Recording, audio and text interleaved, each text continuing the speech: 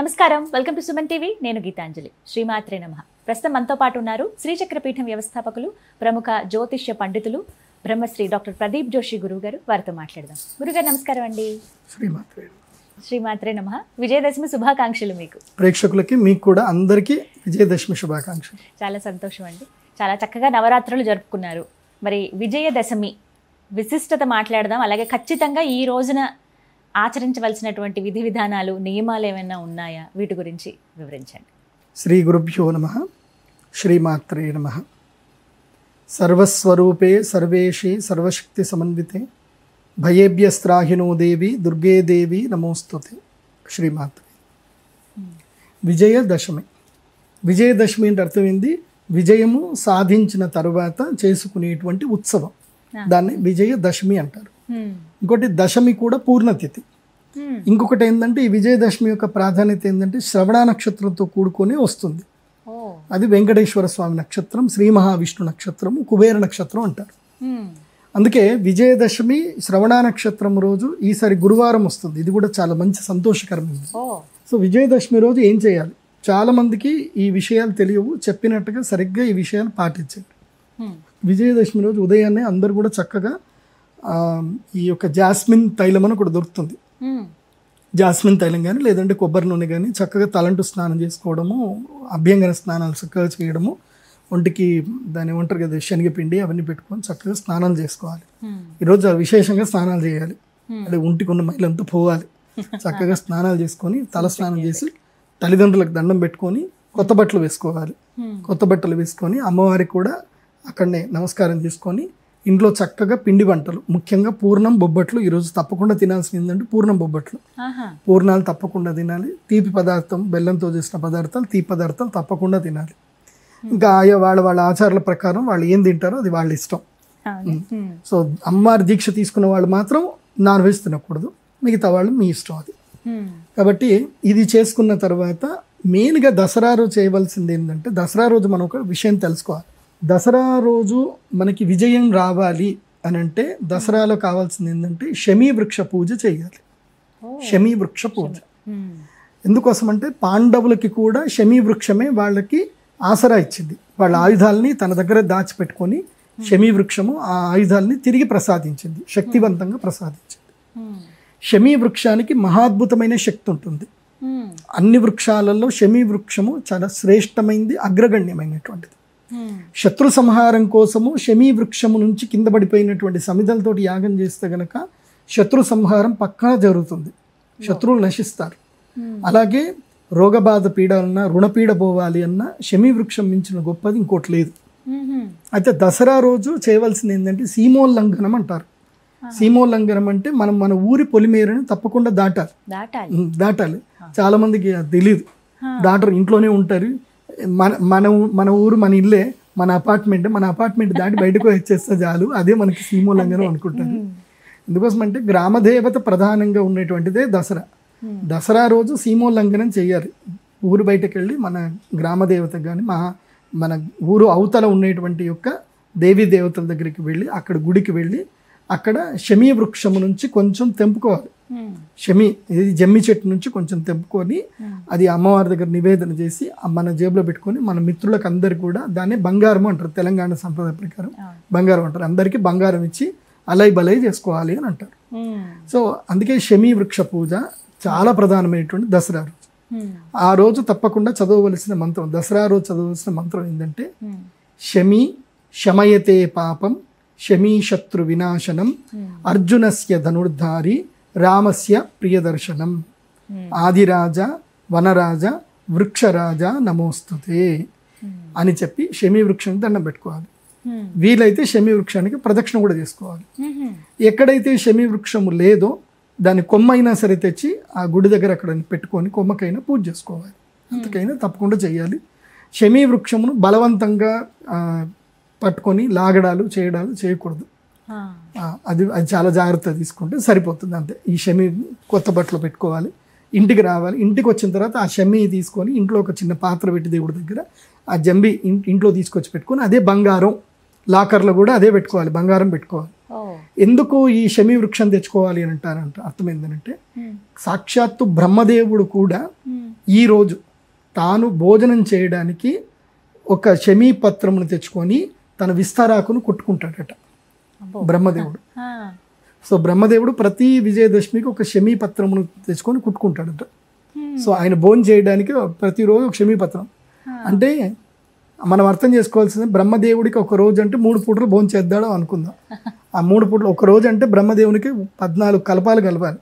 ఎన్నో కల్పములు అయితే గనక 14 మహాయుగాలు కలిసి ఒక కల్పంలో ఏదైతే అప్పుడు బ్రహ్మదేవుడికి ఒక సగం రోజు. ఒక కల్పం అంటే ఒక సగం రోజు, 2 కల్పాలంటే బ్రహ్మదేవుడికి పూర్తి రోజు. సో ఇలా బ్రహ్మదేవుడు ఇలా ప్రతి విజయదశమి అల్లుకుంటాడు అని శాస్త్రం అది.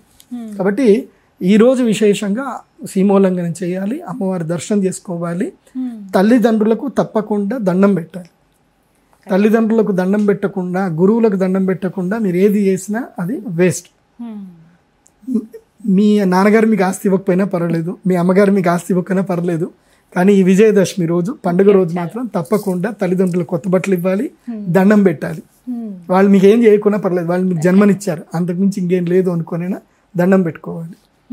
ఇదొకటి చాలా ప్రధానమైనటువంటి. ఇంకొకటి ఏంటంటే ముహూర్తాలు. విజయదశమి ముహూర్తం పెట్టుకుంటారు చాలామంది. అంటే వాళ్ళ వ్యాపారంలో మళ్ళీ ఏదైతే కొత్తగా కొనుక్కోవడము చేయడము ముహూర్తం పెట్టుకుంటారు. చేయొచ్చు. విజయదశమి రోజున ఈసారి గురువారం వచ్చింది కాబట్టి ముహూర్తం ఈ రోజే ఉంది. చాలా మందికి శ్రవణ నక్షత్రం నెక్స్ట్ డే వస్తుంది కాబట్టి నెక్స్ట్ డే కూడా పెట్టుకుంటారు. ఈసారి శ్రవణ నక్షత్రం గురువారం రోజు వచ్చింది కాబట్టి విజయదశమి రోజు ముహూర్తాలు ఉంటాయి. సో హోరాచక్రం చూసుకొని ముహూర్తం పెట్టుకోవాలి. ఈ రోజు గురువారం వచ్చింది కాబట్టి హోరాచక్ర రీత్యా ఏంటంటే మధ్యాహ్నము 11:38 నుంచి 12:48 వరకు అభిజిత్ లగ్నం ఉంటుంది. అభిజిత్ లగ్నంలోనే ముహూర్తాలు ఏమైనా పెట్టుకునేది ఉంటే అప్పుడే పెట్టుకోవాలి. అంటే ముహూర్తం అంటే ఏం ఉండదు. ఇప్పుడు మీరు ఒక షాప్ పెట్టుకున్నారు, ప్రతి సంవత్సరం నడుస్తుంది, ఈ సంవత్సరం కూడా మళ్ళీ ముహూర్తం చేయాలి. అంటే మళ్ళీ కొత్త బిగినింగ్ చేసినట్టుగా ఈ సంవత్సరం బిగినింగ్ ఏం లేదు. ఎవరో ఒకళ్ళు మీ కుటుంబంలో ఎవరో ఒకళ్ళు చేతి నుంచి డబ్బులు తీసుకొని కొత్త బిల్ బుక్ తీసుకొని బిల్ జనరేట్ చేసి వాళ్ళకి ఒకటి ఇవ్వడం, అదే ముహూర్తం చేయడం అంటారు. చాలా మంది దీపావళికి కూడా ముహూర్తం చేస్తారు. దీపావళికైనా ముహూర్తం చేసుకోవచ్చు, దసరాకైనా ముహూర్తం చేసుకోవచ్చు. సో అలా ముహూర్తాలు చేసుకోవాల్సింది ఉంటుంది. ఇంకోటి ఏంటంటే ప్రధానంగా వాహన పూజ. ఈ విజయదశమి కన్నా ముందే చాలా మంది నవమి రోజు మాత్రమే చాలా మంది వాహన పూజ చేసుకుంటారు, యంత్ర పూజ చేస్తారు. నవమి రోజు చేయలేకపోతే విజయదశమి రోజు అయినా సరే యంత్ర పూజ. ఇప్పుడు మీది ఏదైనా ఇండస్ట్రీ ఉంది, ఏ ఇండస్ట్రీ మీద మీరు డిపెండ్ అయి ఉన్నారు. ఇప్పుడు ఉదాహరణకు మన కెమెరామెన్లు ఉన్నారు, కెమెరాలకు కూడా కుంకుమ పెట్టుకోవాలి, ఇంత గంధం కుంకుమ పెట్టుకొని కెమెరాలకు కూడా దిష్టి తీసి గుమ్మడికాయ కొట్టేయాలి. ఇప్పుడు నేను ర్యాపిడో బైక్ నడిపిస్తున్నాను అనుకుందాం, నేను ఓలా బైక్ లేకపోతే జొమాటో బైక్ నాకు చాలా ప్రధానం కాబట్టి నాకు తిండి అదే పెడుతుంది కాబట్టి నాకు అదే యంత్రం. ఆ రోజు నేను బైక్కి పూజ చేసుకుంటా. అలాగే వాహనాలు, కార్లకు పూజ చేసుకోవడము, లారీలకు పూజ చేయడం, వాహన పూజ తప్పకుండా చేయాలి విజయదశమి రోజున. విజయదశమి లేదా నవమి వాహన పూజ చేసి గుమ్మడికాయ తీసి కొట్టాలి.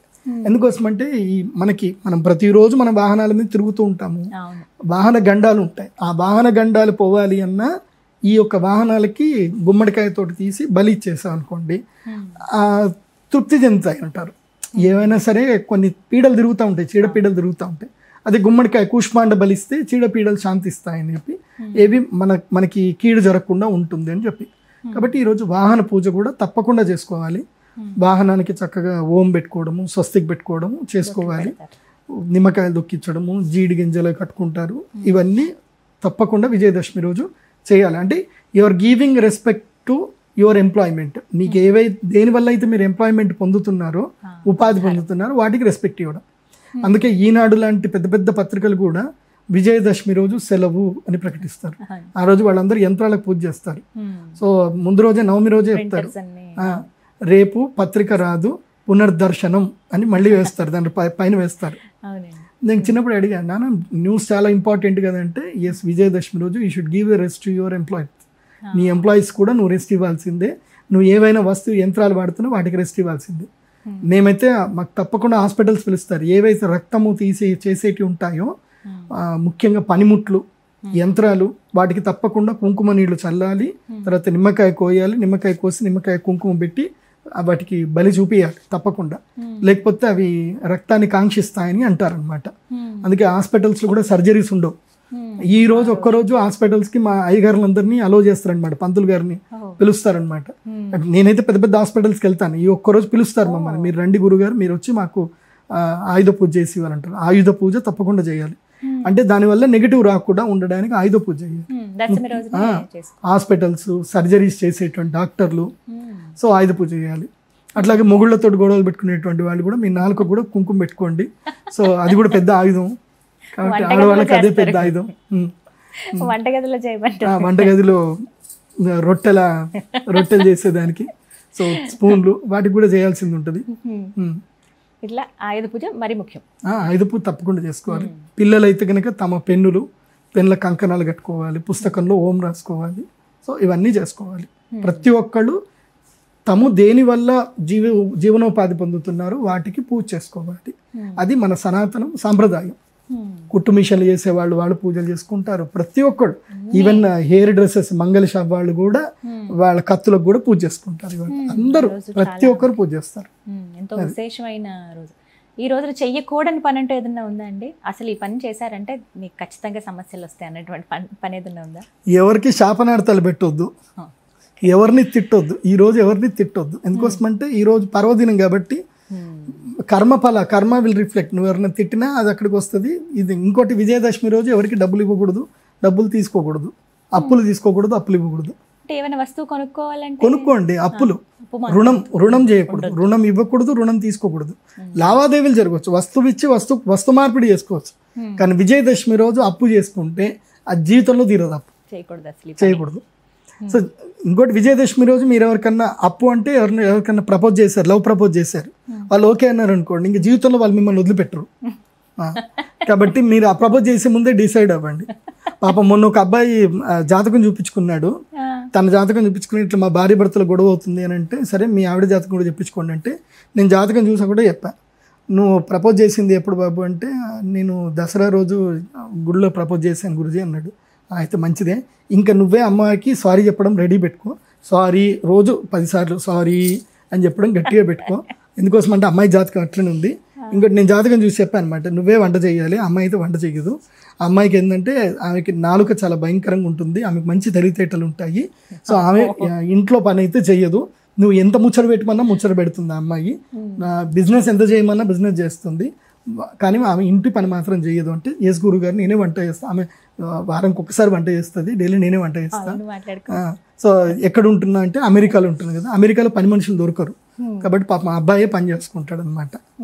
సో అట్లాంటి అలా కావాలనుకుంటే ఎవరైనా అమ్మాయిలు మీ హస్బెండ్ మీకు చెప్పినట్టు వినాలి, అసలు వదిలిపెట్టద్దు అనుకుంటే మీరు ఆ రోజు ప్రపోజ్ చేయండి, ఫిక్స్ అయిపోవాలి మైండ్ లో అంతే. సో దసరా రోజు ప్రపోజ్ చేస్తే లైఫ్ టైం ఉండిపోతుంది అనమాట. అందుకే దసరా రోజు మేము పెళ్లి ముహూర్తాలు పెట్టాం ఎక్కువ. మామూలుగా ఉండవు కదండి పెళ్లి ముహూర్తాలు ఉండవు, నవరాత్రుల్లో పెళ్లిళ్ళు పనికిరావు. చేసుకోరు. మొత్తం మీద ఇలా జరుపుకోండి అని చెప్పి ఫైనల్ టచ్ బాగా చేస్తారు. చాలా సంతోషం, ధన్యవాదాలు గురువు. శ్రీమాత్రే.